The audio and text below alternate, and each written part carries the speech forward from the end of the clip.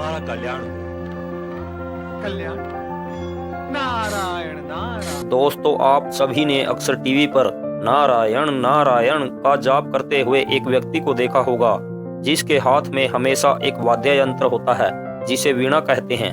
जी हाँ दोस्तों, आप समझ गए होंगे मैं बात कर रहा हूँ देव ऋषि नारद मुनि की। नारद मुनि भगवान श्री हरि विष्णु के परम भक्त कहे जाते हैं। वे वेदों के ज्ञाता हैं। उन्हें स्मृति, पुराण, नारद श्रुति, संगीत, भूगोल, खगोल, व्याकरण, योग इत्यादि का संपूर्ण ज्ञान है। महाकाव्य विष्णु पुराण में ऐसा बताया गया है। वे त्रिकालदर्शी हैं। उन्हें भूत, भविष्य और वर्तमान तीनों कालों का ज्ञान है। उन्हें वीणा बजाने का शौक है और इसी वीणा के द्वारा वे भगवान श्री हरि विष्णु नारायण का जाप करते रहते हैं हर समय। नारद जी ने प्रहलाद और ध्रुव जैसे भक्तों का मार्गदर्शन करके उन्हें ईश्वर से मिलवाया, अर्थात वे कुशल गुरु भी माने जाते हैं। उन्हें कलह प्रिय भी कहा जाता है, क्योंकि वे देवताओं, असुरों, राक्षसों तथा मनुष्यों के बीच समाचारों का आदान प्रदान करते थे। वास्तव में यह कार्य वे मानव तथा सृष्टि के जीवों के कल्याण के लिए करते थे। नारद जी ने कई दुष्ट असुरों, राक्षसों और राजाओं को भड़काकर उनका विनाश करवाया।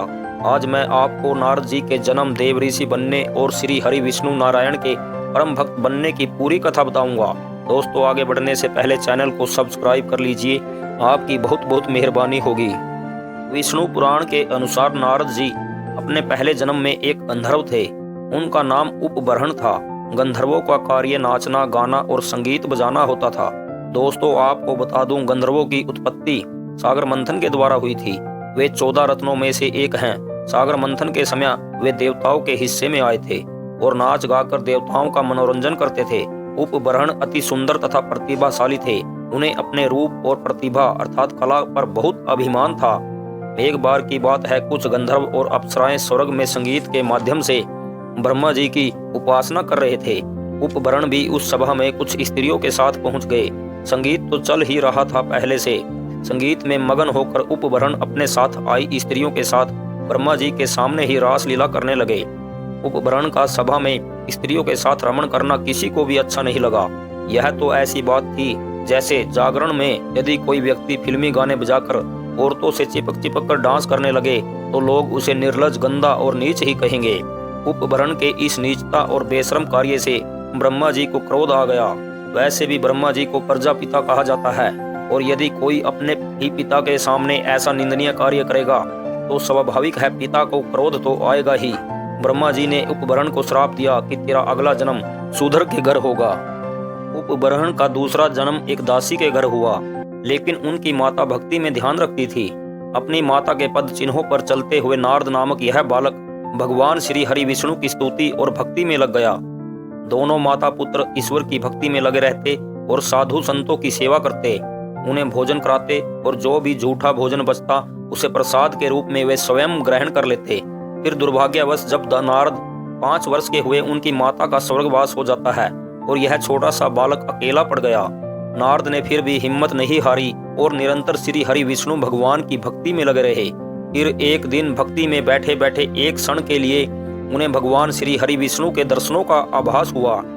तभी से उनके मन में ईश्वर को जानने की इच्छा जागृत हुई। नारद ने निश्चय कर लिया कि वह ईश्वर को जानकर और मिलकर रहेंगे। फिर एक दिन अचानक आकाशवाणी होती है कि हे बालक, इस जन्म में तुम्हें ईश्वर के दर्शन नहीं होंगे। श्री हरि विष्णु अर्थात ईश्वर के दर्शन तुम्हें अगले जन्म में होंगे।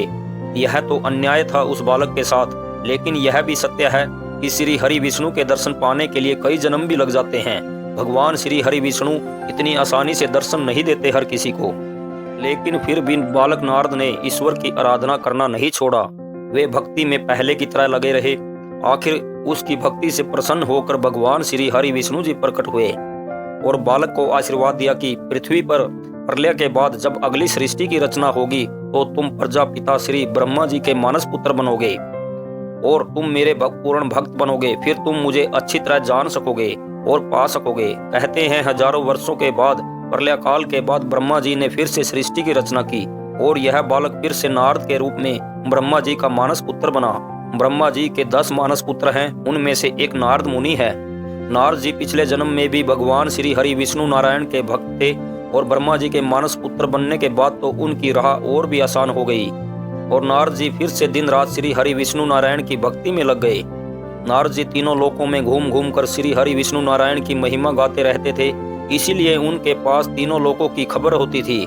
इसी कारण उन्हें विश्व का पहला पत्रकार भी कहा जाता है। वे अपने हाथ में हमेशा अपना वाद्य यंत्र वीणा रखते थे और उसे बजाते रहते थे और नारायण नारायण का जप करते रहते थे। नारद जी को तीनों लोकों में परम विद्वान माना जाता है। उन्हें भूत भविष्य वर्तमान तीनों कालों का ज्ञान था। उन्हें वेद, स्मृति, पुराण, संगीत, योग, खगोल, भूगोल तथा व्याकरण का संपूर्ण ज्ञान है।